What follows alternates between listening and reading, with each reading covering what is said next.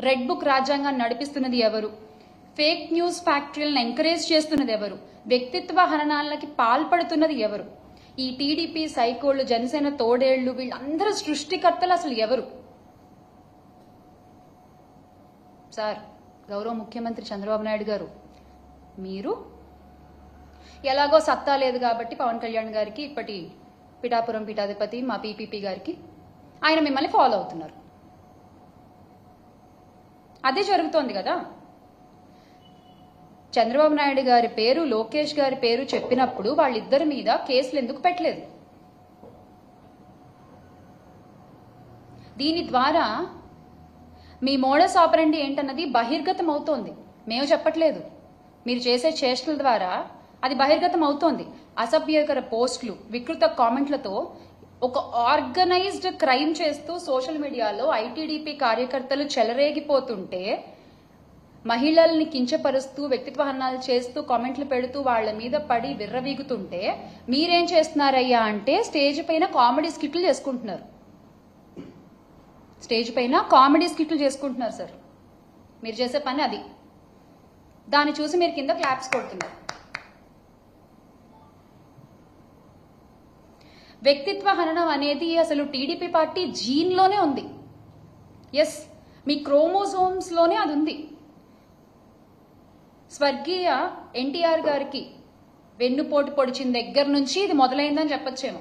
ఆ ఎపిసోడ్తో ఎగ్జాక్ట్గా ఇది మొదలైందని చెప్పుకోవచ్చు మనం. క్యారెక్టర్ అసాసినేషన్ అనేది మీ పార్టీ జీన్లోనే ఉంది. అది ఏ రకంగా కొనసాగిస్తున్నారు ఈ రోజు వరకు అనేది ప్రతి ఒక్కళ్ళు చూస్తూనే ఉన్నారు. 2014 ఎన్నికల్లో అసలు సైకో అనే పదం వాడింది ఎవరండి? చంద్రబాబు నాయుడు గారే కదా.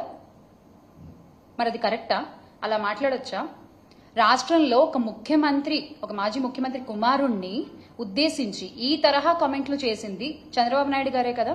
మరి దాని అర్థం ఏంటి? ఒక వ్యక్తిని డైరెక్ట్ గా ఎదుర్కోలేక, ఆ వ్యక్తికున్న జన బలాన్ని ఎదుర్కోలేక మీరు వెంటనే సైకో అనేటువంటి ఒక కొత్త పిక్చర్ని తీసుకొచ్చారు. అది కరెక్టా? ఇక ఇప్పటి ఉప ముఖ్యమంత్రి మా పీపీపీ గారైతే, మా పిఠాపురం పీఠాధిపతి పవన్ గారు, ఆయన ఎన్ని సందర్భాల్లో ప్రజల్ని రెచ్చగొడుతూ వ్యాఖ్యలు చేశారు. వైసీపీ నా కొడకల్లారా అంటూ మాట్లాడారు ఆయన. మరి అది కరెక్టా? మరి వాళ్లపై ఎందుకు ఎలాంటి కేసులు లేవు? కూటమి నాయకులు అదే చేస్తున్నారు. ముఖ్యమంత్రి గారు, ఉప ముఖ్యమంత్రి గారు, హోంమంత్రి గారు, వీళ్ళంతా కింద స్థాయి నాయకులు కూడా అదే పాటిస్తున్నారు.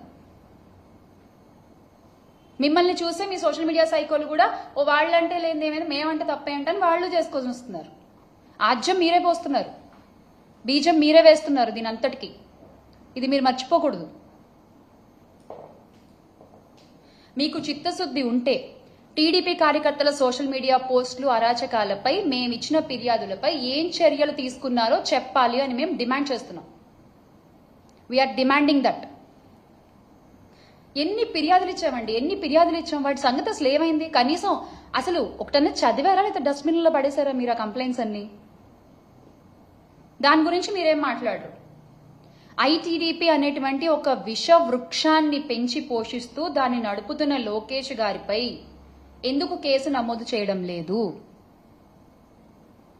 మహిళలు, చిన్నారులు, వైఎస్ఆర్సీపీలోని నాయకుల ఇళ్లలోని ఆడవాళ్లని ఎవరిని వదిలిపెట్టకుండా ఐటీడీపీ వాళ్ళు టార్గెట్ చేస్తున్నారే, వాళ్ళని మీరు ఎందుకు ఎంకరేజ్ చేస్తున్నారు? మీకు మహిళలంటే అంత గౌరవం, మహిళల రక్షణ పట్ల అంత బాధ్యత ఉందని మీరు అన్నారు కాబట్టి నేను ఈ రోజున మేము ఇవన్నీ అడగాల్సి వస్తుంది. ఒక ముఖ్యమంత్రిగా ఉన్న మా నాయకుడు వైఎస్ జగన్మోహన్ రెడ్డి గారిని ఉద్దేశించి సైకో అని వ్యాఖ్యానించిన చంద్రబాబు గారిపై కేసులు ఉండవా? మహిళల జోలికి వస్తే అదే లాస్ట్ డే అని చెప్పిన చంద్రబాబు నాయుడు గారు, పీపీపీ గారిపై కేసులు ఉండవా? టీడీపీ సైకోలపై చర్యలు ఎందుకు తీసుకోవట్లేదు? ఈ రాష్ట్రంలో ఆడపిల్లలకు అన్యాయం చేయాలనే ఆలోచన వస్తే అదే ఆఖరి రోజు అని చెప్పిన నాయకులపై కేసులు ఉండవా? మా పాలనలో ఏదైనా తప్పుంటే మా కాలర్ పట్టుకుని అడగండి అన్న నాయకులేమో ఈ రోజున కాలర్ లేని చొక్కాలు వేసుకుని తిరుగుతున్నారు. మహిళలపై అరాచకాలు చేసిన వాళ్ళేమో ఆ కాలర్ ఎగరేసుకుంటూ తిరుగుతున్నారు. వా, అసలు ఇది ఈ రోజునున్న పరిస్థితి. వైఎస్ఆర్సీపీ నాయకులను ఉద్దేశించి చెప్పు తీసుకుని కొడతానంటూ కామెంట్ చేసిన డిప్యూటీ సీఎం పవన్ కళ్యాణ్ గారిపై మీరు ఏం చర్యలు తీసుకుంటారో చెప్పండి. మహిళా నాయకులను ఉద్దేశించి మీ నాయకులు చేసిన కామెంట్లపై మీరు ఏమి యాక్షన్ తీసుకుంటున్నారో చెప్పండి. అప్పుడు ఒప్పుకుంటాం, అమ్మో మహిళలంటే చాలా గౌరవము, రెస్పెక్ట్ టీడీపీకి అని. హోంమంత్రి అనిత గారు ఒక మహిళ హోంమంత్రి స్థాయిలో ఉన్నందుకు రాష్ట్రంలోని మహిళలందరూ చాలా ధైర్యంగా ఉండాలి వాస్తవానికి. కానీ గౌరవ హోంమంత్రి గారు ఆవిడ ఏం చేస్తున్నారు? కేవలం ఆఫీసుల్లో కూర్చుని ప్రెస్ మీట్లు పెట్టడం వరకే పరిమితం అవుతున్నారు తప్ప రాష్ట్రంలో ఇన్ని అఘాయిత్యాలు జరుగుతున్నా, ఆడపిల్లలపై ఇన్ని అరాచకాలు జరుగుతున్నా ఎంతమంది ఆడపిల్లల్ని ఆవిడ వెళ్లి పలకరించారో చెప్పండి. ఈ రోజున మేము అడుగుతున్నాం.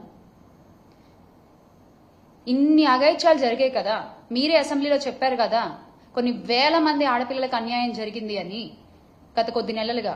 మరి అందులో ఎంతమందిని ఆవిడ వెళ్లి పరామర్శించారు, ఆవిడ వెళ్లి పలకరించారు, నేనున్నాను అన్న ధైర్యం ఎంతమంది మహిళలకు ఆవిడ కలగజేశారు? అవేమీ ఉండవు. ఆర్భాటాలు మాత్రం ఏమీ తక్కువ ఉండదు. ఆవిడ బాధ్యత కాదా ఒక మహిళ అయ్యుండి? సోషల్ మీడియా సైకోలు ఇంత రకంగా పోస్టులు పెడుతుంటే ఆవిడ ఒక మాట చెప్పి ఆపలేరా దాన్ని? అలాంటివేమీ చేయరు. పోనీ మేము కంప్లైంట్స్ ఇస్తే ఆ కంప్లైంట్స్ ఏ స్టేజ్లో ఉన్నాయో వాటికి సమాధానం చెప్పరు. మేము మహిళల రక్షణ గురించి పోరాడుతుంటే దాని గురించి ఏమీ మాట్లాడరు. మీరు మాత్రం చెప్పుకుంటారు మాకు మహిళలంటే చాలా గౌరవం, అయిపోయింది, చెప్పేస్తే పని అయిపోయింది అంతే, మిగతా వాటితో మనకేం సంబంధం లేదు, జరుగుతుందని గాలికి వదిలేస్తారు మహిళల్ని. అరే వైఎస్ఆర్ కాంగ్రెస్ పార్టీ అధికార ప్రతినిధిగా నా పేరు అనౌన్స్ చేసినప్పటి నుంచి నాపై ఎన్ని అసభ్యకరమైన పోస్టులు పెట్టారండి. సో కాల్డ్ ఐటీడీపీ హ్యాండిల్స్ లో, జనసేన హ్యాండిల్స్ లో నన్ను ఎంత మానసికంగా దెబ్బతీయాలని చూస్తున్నారు, ఎన్ని రకాలుగా ఇబ్బంది పెడుతున్నారు. నా ప్రొఫెషన్ ని నాకు దూరం చేశారు, అక్కడ అవకాశాలు రాకుండా చేశారు. ఇవన్నీ చేసినందుకు మీ మీద నేనెన్ని కేసులు పెట్టాలి అసలు? కానీ చేసే పని ఏదైనా మా అధినాయకుల్లాగే మా వైఖరి కూడా అలాగే ఉంటుంది. చేసే పని ఏదైనా నిజాయితీగా నిబద్ధతగా చేసుకుంటూ ముందుకు వెళ్ళిపోవడమే. అన్యాయం అన్న చోట గొంతెత్తి మాట్లాడడమే. మీరు నన్ను ఎంత భయపెట్టాలని చూసినా మీ బెదిరింపులకి బెదిరేవాళ్ళు ఎవరు లేరు ఇక్కడ.